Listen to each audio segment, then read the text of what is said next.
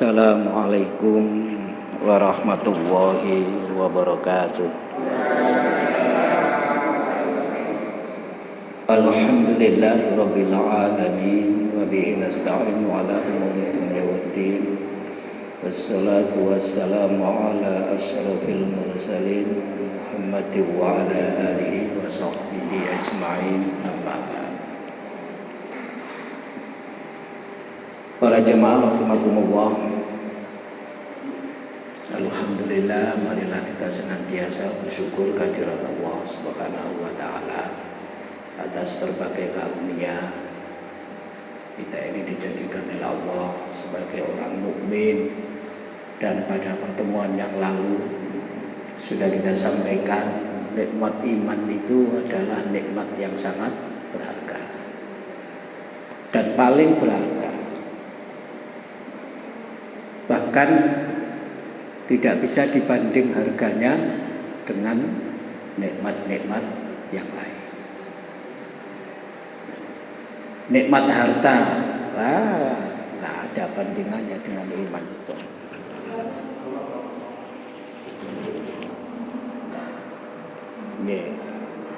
Nikmat sehat ya di bawah maksudnya. Kemarin sudah kita sampaikan iman itu yang dikaruniakan oleh Allah kepada kita semua dibanding dengan dua dunia beserta isinya, itu masih bernilai nikmat iman. Kurang keras tuh Pak.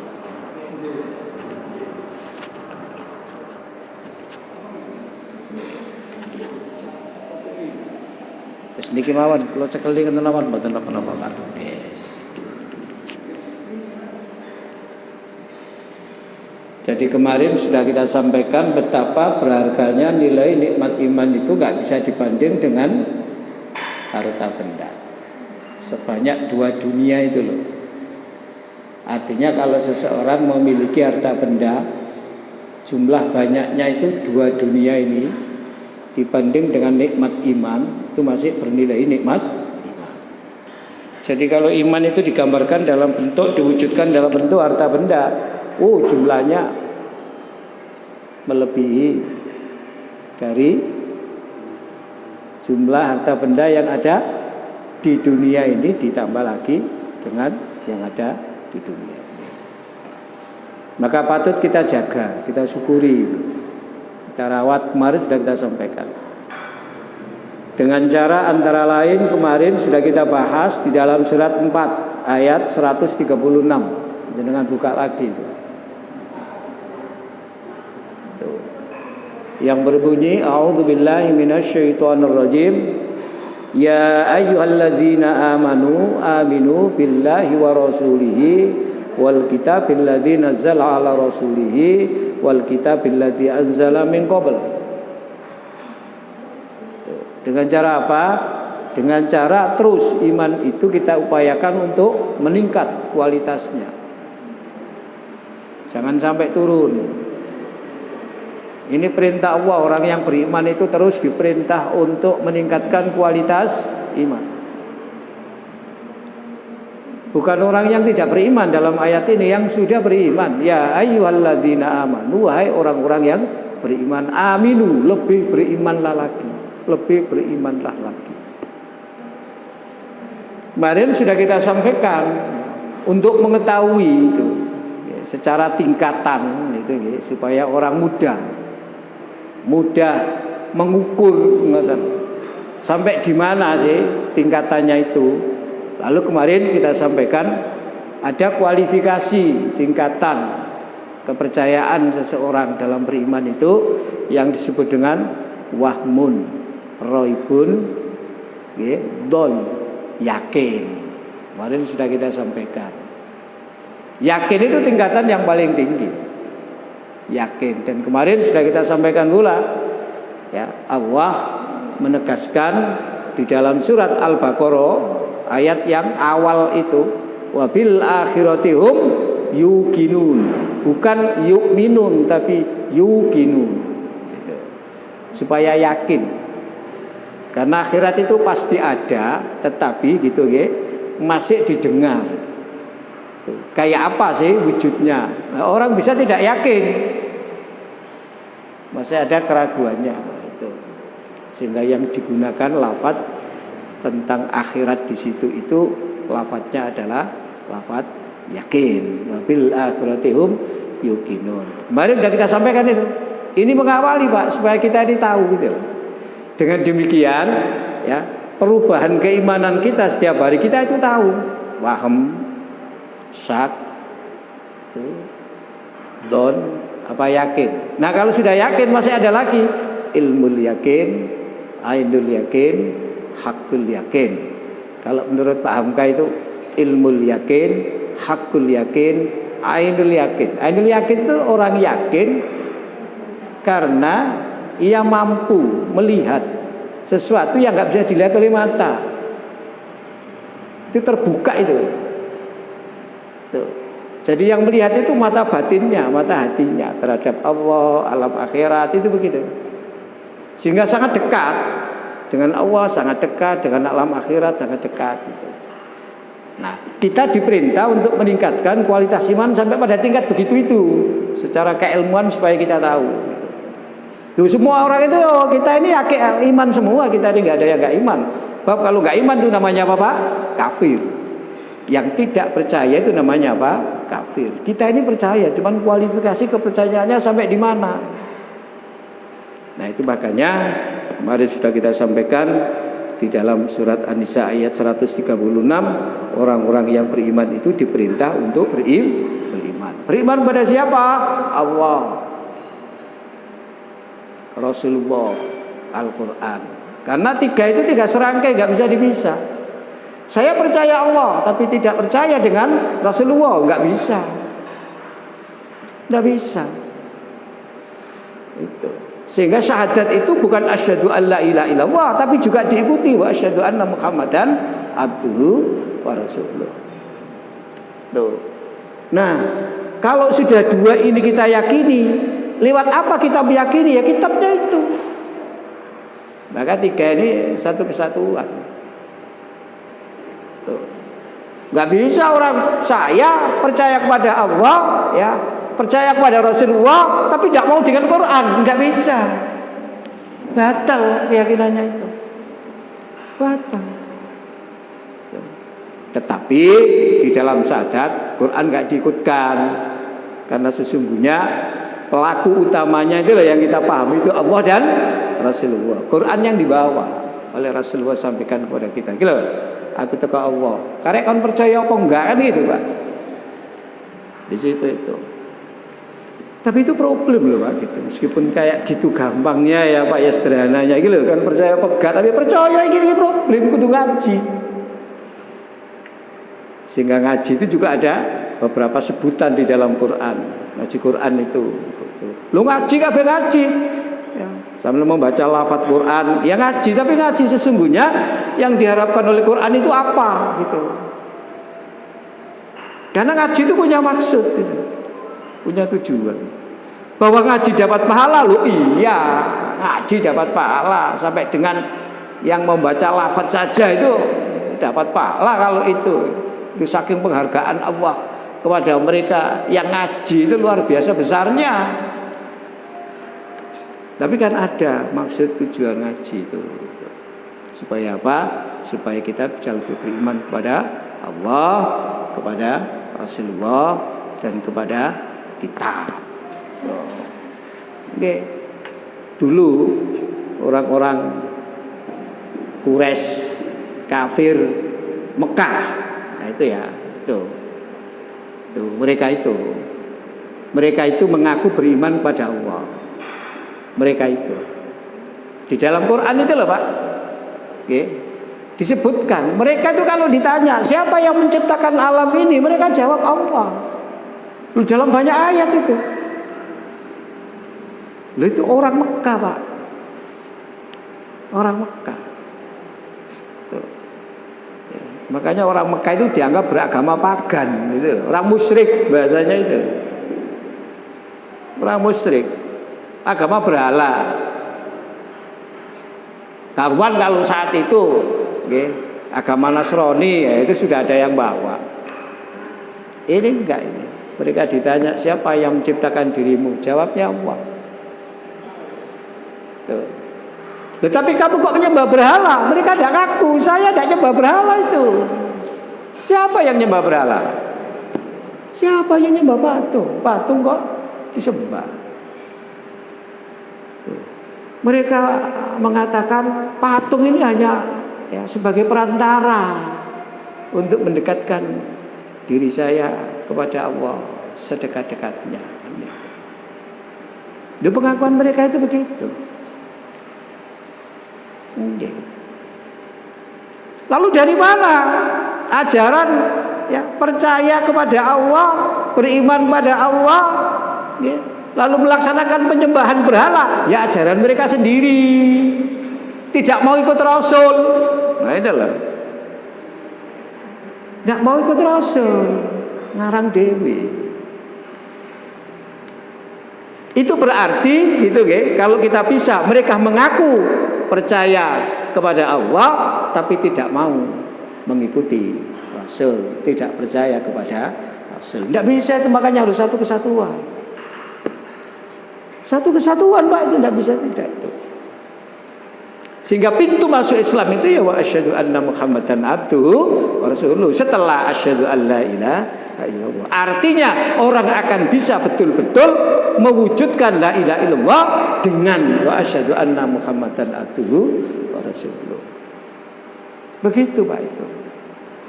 Sehingga ini ya satu kesatuan, dua hal dengan Quran ya, tiga satu kesatuan. Karena pada akhirnya antara Allah dan Rasulullah ini wujudnya ya Al-Quran itu yang dibawakan gitu kepada kita. Begitu Pak itu. Maka diperintah terus beriman. Terus beriman. Ada sebuah cerita ya dulu ya, ketika Rasulullah menaklukkan kota Mekah. Kota Mekah itu kan dikuasai oleh Rasulullah, tapi bukan dijajah. Sehingga namanya Fathu Mekah. Fathu itu kalau diartikan dalam bahasa sejarah namanya ekspedisi, bukan penjajahan. Kayak Napoleon Bonaparte itu loh, ketika menguasai Mesir itu bukan menjajah Napoleon itu. Sehingga ya, penguasaan Napoleon ya terhadap wilayah Mesir ini disebut ekspedisi. Namanya ekspedisi Pak. Itu bahasa Arabnya namanya Fathu Mekah, pembukaan. Dibuka di situ itu. Dari yang gelap-gelap itu menjadi yang terang-terang itu dibuka. Namanya Fathu Mekah. Tuh. Nah Mesir itulah diberdayakan sama Napoleon itu. Sehingga muncul kemudian ya gerakan pembaharuan dalam Islam itu kan dari Mesir pertama itu. Itu karena Napoleon Bonaparte itu. Hukum perdata di Indonesia itu, hukum pidana KUHP itu loh Pak, sesungguhnya itu berasal dari fikih jinayat, fikih muamalat. Itu ulama dikumpulkan, suruh buat kodifikasi hukum, namanya kitab, disebut kitab undang-undang. Mereka itu para ulama membuat itu Pak, itu mereka ahlinya kok. Baru kemudian dirubah, yang kurang cocok dirubah itu loh Pak, karena juga ada ahli lain. Tapi sistematika, substansi isinya, ya itu kerangka besarnya itu para ulama itu. Makanya sampean kalau melihat hukum perdata di Indonesia BW itu strukturnya kan hampir sama dengan fikih muamalah itu. Isinya kadangnya nggak sama itu. Tuh, strukturnya Pak, kerangka besarnya sama itu. Nah, ketika Perancis menguasai Belanda, itu dipakai di Belanda. Ketika Belanda menguasai Indonesia, bawa ke Indonesia itu sampai sekarang. Kan begitu Pak itu. Itu namanya apa? Ekspedisi. Jadi diberdayakan, bukan dieksploitasi, itu lah Pak. Tidak didolimi. Nah Nabi juga begitu. Nabi itu menguasai kota Mekah. Itu berasal dari dua jurusan Pak. Melalui dua jurusan. Jurusan utara dan jurusan barat. Jadi kota Mekah itu dikepung saja. Tidak berani melawan. Ada sedikit perlawanan tapi tidak berarti. Yang dari barat itu disiapkan pasukan, dipimpin oleh Khalid bin Walid. Yang dari utara dipimpin langsung oleh Rasulullah. Timur gunung. Pokoknya dikepung mulai wong Arab gak melayu metu. Ke selatan, pada akhirnya ke selatan juga natap gunung, ngono lho Pak. Gak iso nang dindi. Oh, Mekah itu lembah kok. Mekah itu kan wilayah lembah. Ka'bah itu kan wilayah paling lembah, Pak. Itu kalau hujan bisa tenggelam Ka'bah itu. Tuh. Nggih, saking kan ya ada alat sekarang, jadi nggak jadi kayak pernah banjir. Tapi kan ada di lembah itu, dan itu kan begitu Nabi Ibrahim berdoa kepada Allah, aku tinggalkan anak cucuku di lembah yang tandus ini. Begitu doa Nabi Ibrahim itu. Tuh, Nabi itu. Nah, puskunya Nabi itu ada di sebelah utara. Kemudian puskunya Nabi itu didirikan masjid, namanya Masjid Roya. Pada perkembangan berikutnya orang Indonesia mengenal Masjid Roya itu bukan nama Masjid Roya, tapi Masjid Kucing. Nah, sampai mungkin sudah akrab orang Indonesia itu. Jadi Masjid Kucing itu Masjid Roya. Itu dulu puskunya Nabi. Di situ Roya itu bendera, Pak. Nah, yang sebelah barat itu ada masjid sampean di perempatan wilayah Jarwal itu ada masjid namanya Masjid Khalid bin Walid. Karena pasukan yang berasal dari arah barat itu dipimpin oleh Khalid bin Walid. Kalau arah barat itu kan agak pendek juga Pak itu. Arah barat itu agak pendek. Kalau hujan deras, wilayah Jarwal itu tenggelam Pak. Karena agak pendek daerahnya itu, agak pendek. Jojol gini loh Pak, Jarwal itu. Nah itu dari situ kepung. Karena dikepung udah nggak berani keluar. Orang Mekah itu nunggu pembalasan Rasulullah mau diapakan. Nah Rasulullah itu kan bijak ya, tuh. Rasulullah itu bijak ya, cari aja ya, kuncinya kota Mekah itu siapa, tokohnya orang Mekah itu siapa gitu. Yang menentukan kata orang Jawa abang birune Mekah ini sopo, itu Abu Sufyan. Cari Abu Sufyan, cari Pak, ditangkap Abu Sufyan ini. Liane dijarno dhisik. Jadi wong Jawa ndak sik iki diurus gitu loh, Pak. Kata dia nggih. Kata orang Jawa, kepala sik diurus. Anak buah iku lak gampang ae, melok gitu. Gitu nanti. Abu Sufyan itu ditangkap, dibawa menghadap Rasulullah. Umar berkata begini, Umar dengan mencabut pedangnya. Abu Sufyan, situasi sekarang adalah situasi perang. Artinya situasi perang itu boleh membunuh itu Pak. Boleh membunuh. Kalau tidak perang kan tidak boleh Pak. Tidak boleh membunuh itu. Enggak ada alasan kok.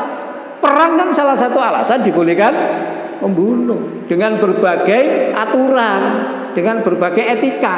Tidak boleh kemudian membunuh, membabi buta, tidak boleh. Dengan berbagai etika. Perang itu. Ini situasi perang. Pilihanmu hanya ada dua. Kamu mau mengucapkan asyhadu alla ilaha illallah wa asyhadu anna muhammadan abduhu wa rasuluh atau tidak, tapi tak bunuh kamu. Ya Pak sampean. Umar itu yang bilang begitu dengan mencabut pedang Umar itu. Pokoknya dialog dulu Pak, ini dialog. Enggak langsung kemudian dipukuli itu enggak. Dialog dulu. Tapi Umar yang punya tugas seperti itu. Kan ini temannya Umar juga ini. Teman-temannya Umar itu. Abu Sufyan itu bilang Pak, syahadat, tapi cuma begini, asyhadu alla ilaha illallah. Enggak bisa meneruskan wa asyhadu anna muhammadan abduhu wa rasuluh. Enggak terus.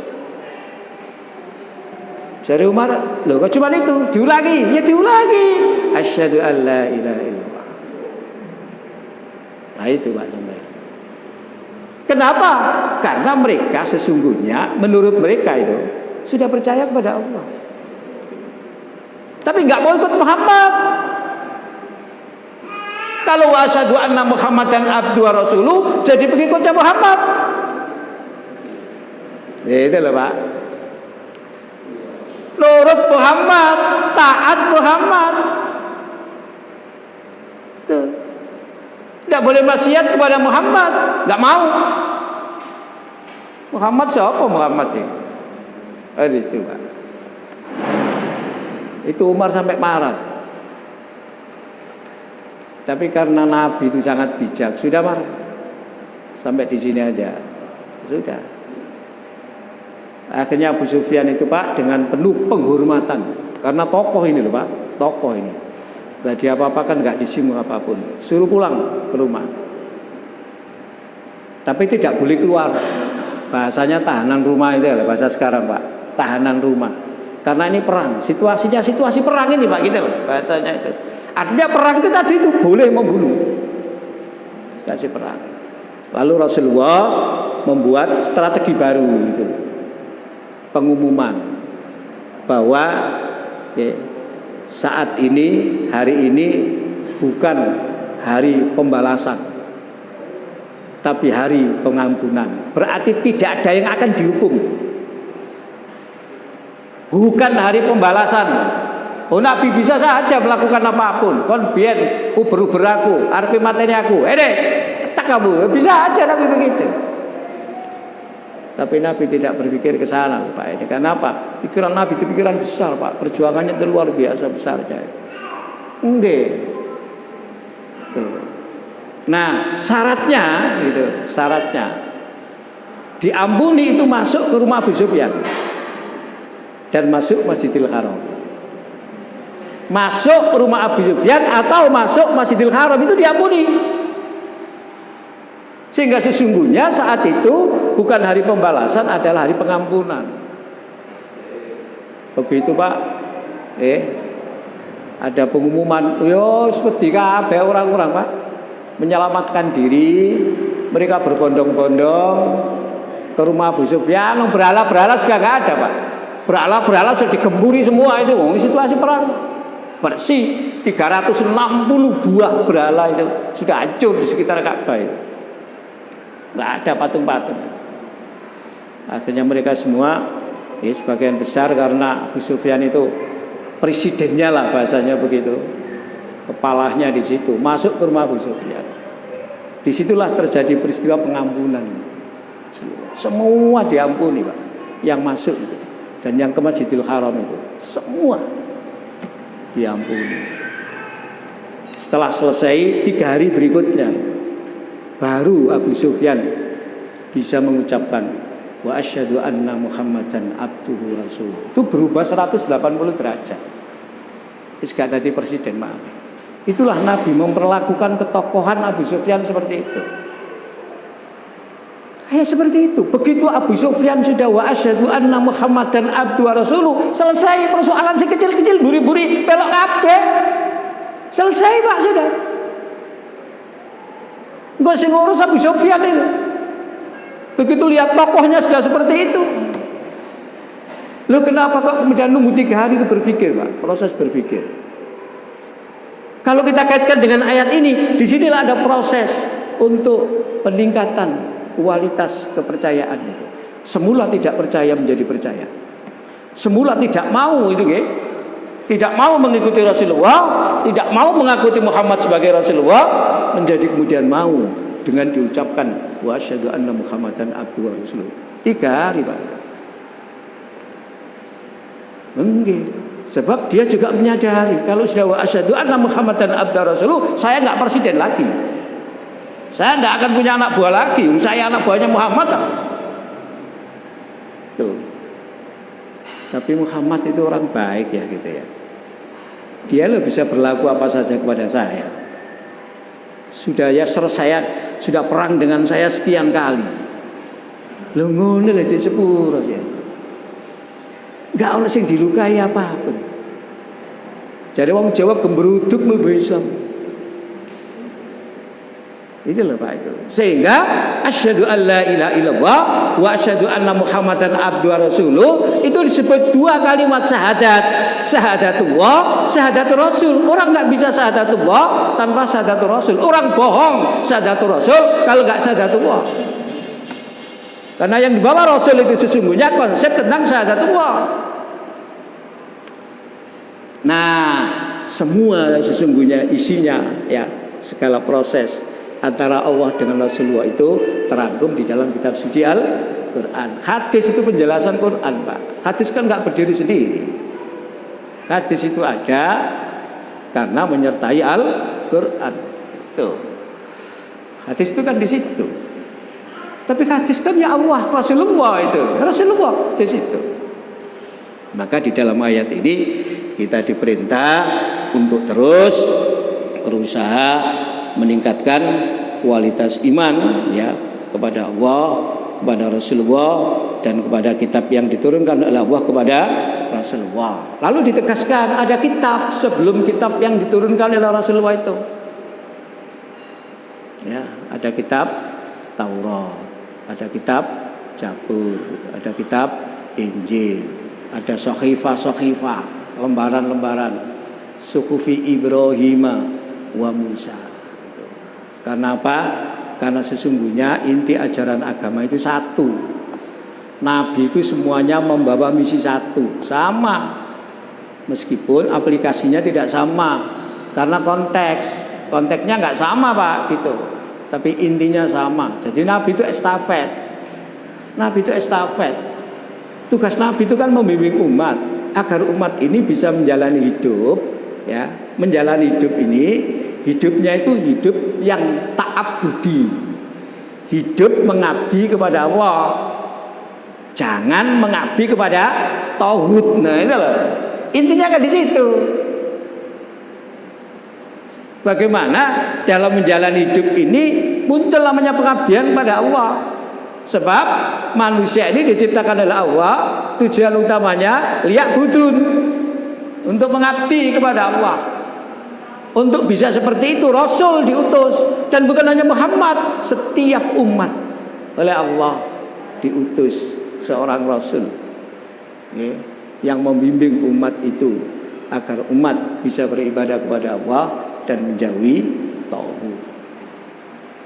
Kan begitu Pak itu. Nabi Muhammad sama. Sehingga kepada Rasulullah Allah itu menegaskan, Muhammad, saya nggak pernah loh mengutus seorang Rasul sebelum kamu, melainkan kepada mereka aku beri wahyu bahwa tidak ada Tuhan selain aku, dan mereka aku beri tugas untuk membimbing umatnya agar mereka bisa beribadah kepada Allah dan menjauhi tauhid. Kabeh gitu Pak. Makanya perlu terus diupayakan kita itu menjadi orang-orang yang beriman. Dan kemarin juga sudah kita sampaikan di dalam ayat ini pula disebutkan ya tentang rukun iman yang jumlahnya 5. Meskipun pokoknya 3 tadi, kemudian tetap berkembang menjadi 5 di dalam ayat ini, di dalam hadis menjadi 6, dan kemarin sudah kita sampaikan itu. Inilah ayat ini tuh begitu Pak. Jadi intinya kita terus diperintah beriman. Nah, kalau kita ikuti penjelasan Ibrahim bin Adham itu begini Pak penjelasannya. Lah apa sih awak dhewe iman kok dikongkon iman terus? Selain supaya berkualitas, itu juga ada realitas Pak. Realitas yang bertentangan dengan konsep, dengan ajaran. Tuh. Bagaimana realitasnya? Begini kata Ibrahim bin Adham. Yang pertama, banyak orang mengaku percaya kepada Allah, tapi belum mengibadahi Allah semata. Itu. Belum mengibadahi Allah semata. Garis bawahnya itu belum mengibadahi Allah semata. Inilah maka kita harus paham makna ibadah. Makna ibadah itu apa? Sehingga kata ibadah itu menjadi kunci yang harus dipahami. Karena kita nggak bisa lepas dari situ. Menurut Al-Maududi di dalam Quran itu ada 4 kata kunci selain ibadah itu. Ya, ditambah ibadah berarti 3. Apa? Kata ibadah tadi selain ibadah ada kata Rabbun, kata ilahun, dan kata din. Ini kata kunci. Lalu ibadah. Jadi Rabbun, ilahun, ibadah, din. Itu kata kunci. Sehingga beliau menulis buku untuk menjelaskan makna kata itu. Bukunya itu nggak tebel Pak. Bukunya nggak tebel, cuma 4 kata. Bukunya itu berjudul Al-Mustalahatu Al-Arba'ah, 4 istilah di dalam Quran. Dijelaskan itu. Rabbun itu apa? Ilahun itu apa? Ibadah itu apa? Din itu apa? Sehingga diharapkan ketika orang-orang memahami makna kata kunci itu bisa menerapkan sesungguhnya hidup ini untuk apa sih? Untuk ibadah. Ibadah itu apa sih? Nah, di situ ada Rabbun, ada Ilahun. Untuk bisa ibadah itu kita harus bagaimana sih? Ada din di situ. Ada din. Nah ini kadang-kadang lepas. Kata Ibrahim bin Adham, orang hidup mengakunya ibadah tapi tidak berwujud ibadah. Sampai sholat saja loh. Nabi menegaskan banyak orang sholat tapi tidak sholat. Loh, bagaimana sebelum sholat kok tidak sholat? Artinya sholat tapi fungsi sholat belum bisa dicapai. Tuh, makanya sering kita ingatkan. Saya itu kan begini Pak, saya ini sesungguhnya basicnya itu kan orang fikih. Orang fikih gitu. Tapi ketika ngajar fikih, itu rada ya opo gitu ya. Sebab isinya itu gitu ya, selalu terjadi perbedaan. Dan ketika terjadi perbedaan disampaikan di masyarakat, itu kayak Islam kok enggak tegas gitu ya. Sementara masyarakat itu maunya satu. Maunya satu, kalau nggak cocok dengan itu, nggak gelap. Itu susahnya. Ya kalau di mahasiswa itu kan biasa Pak. Ya dibuka semua, mereka itu sama kok. Artinya sama satu semester ini sama, kualifikasinya sama. Masyarakat kan nggak sama. Kayak sampean bicara rukun wudu. Lah rukun itu kan penting, karena rukun itu menentukan sah tidaknya wudu. Tetapi ketika bicara rukun itu kan bicara fikih. Ketika bicara fikih kan bicara pendapat para ulama. Nah, tidak pernah mengatakan rukun wudu itu sekian. Ulama fikih menetapkan rukun wudu sekian, dan ulama itu menjadi rujukan kita. Sebab kita belajar agama tidak bisa kemudian langsung kepada Quran. Quran itu dulu tidak berbentuk begini kok. Bentuk begini ini juga karena proses, gitu loh Pak. Proses. Ya, ada kitab tafsir itu proses, rujukannya ke situ. Ketika merujuk ke situ, ternyata sudah tidak satu, gitu Pak. Kayak rukun wudu. Rukun wudu itu berapa? Gini ada pertanyaan kan ya angel Pak. Dari Imam Syafi'i, rukun wudu itu piro? 6. Yeah. Berarti nek 6 ini gak dilakoni, ditinggal salah satunya batal. Itu fikih. Menurut Imam Abu Hanifah berapa? 4. Lo gak 6? Enggak. Loh, sampeannya wewen. Itu karena tidak ditetapkan Nabi. Itu penetapan hasil ijtihad para ulama. Loh, menurut Imam Ahmad bin Hanbal berapa? 7. 7 Pak. Loh, menurut Imam Malik berapa? 8. Ini sing bener Pak. Loh, ini loh Pak saya ini. Sementara kita mengajarkan mengapa 4, mengapa 6, mengapa 7, mengapa 8. Itu wilayah usul fikih, wilayah manhaj, wilayah proses berpikir sehingga menghasilkan itu. Dan ketika menerangkan ini, itu perlu Pak di perguruan tinggi gitu. Nah ini loh Pak yang kadang-kadang saya salah itu sama itu. Perlu ya model belajarnya itu, model belajar pemikiran soalnya itu.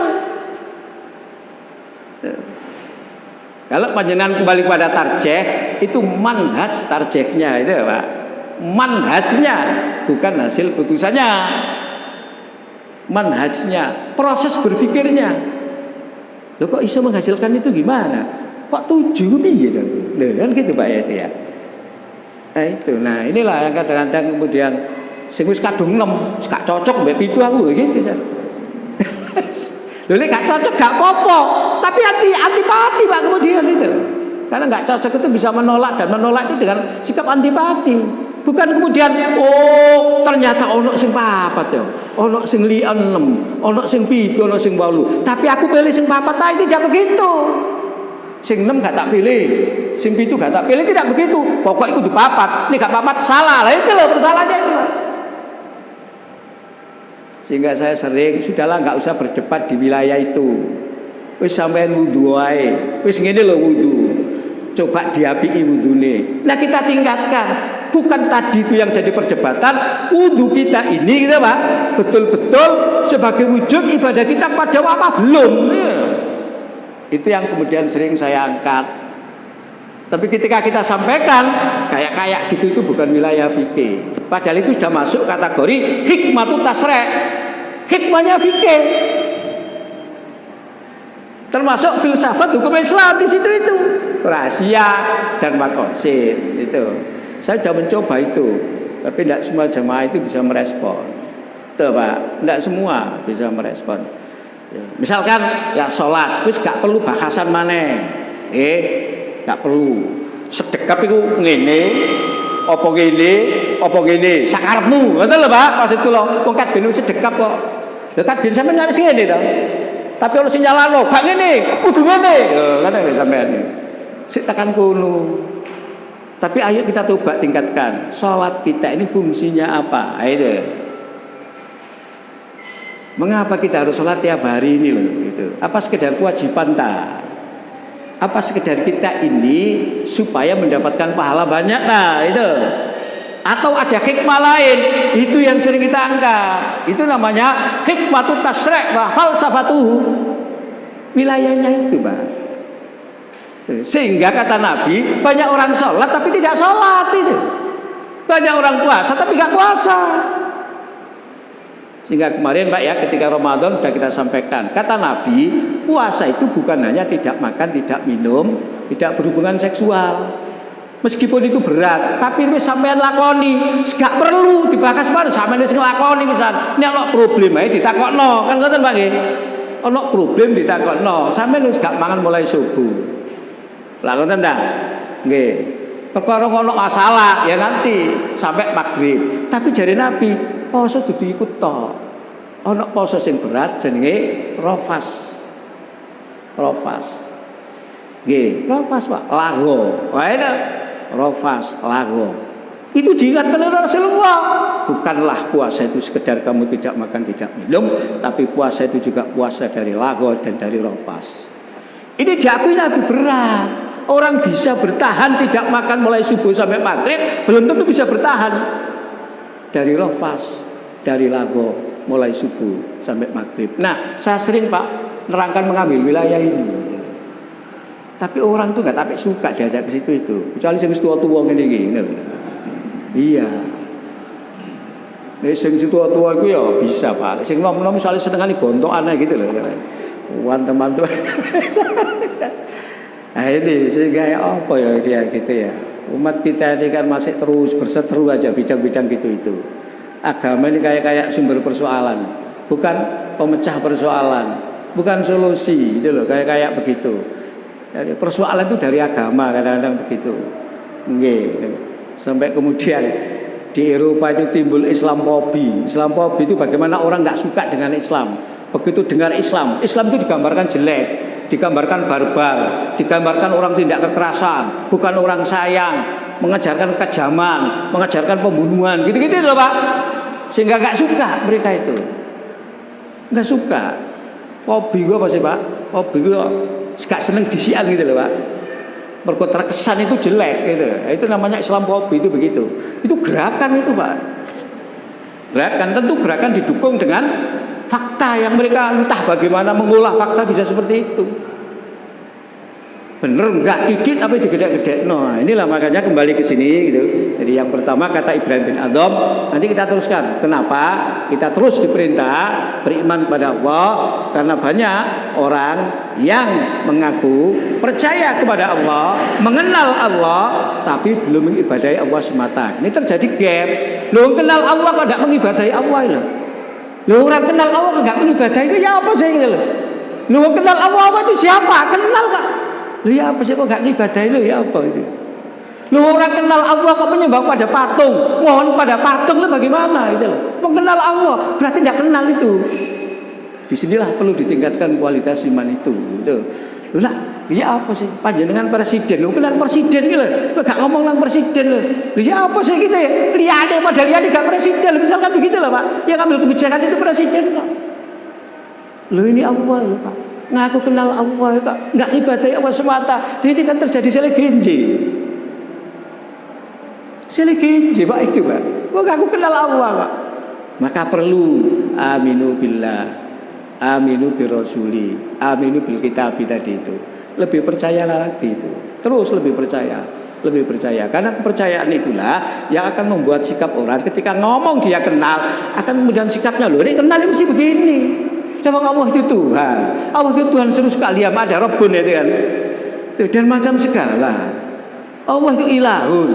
Ya tentu saja kan, otomatis Pak. Kalau kenal itu mestinya otomatis akan menuhankan Allah.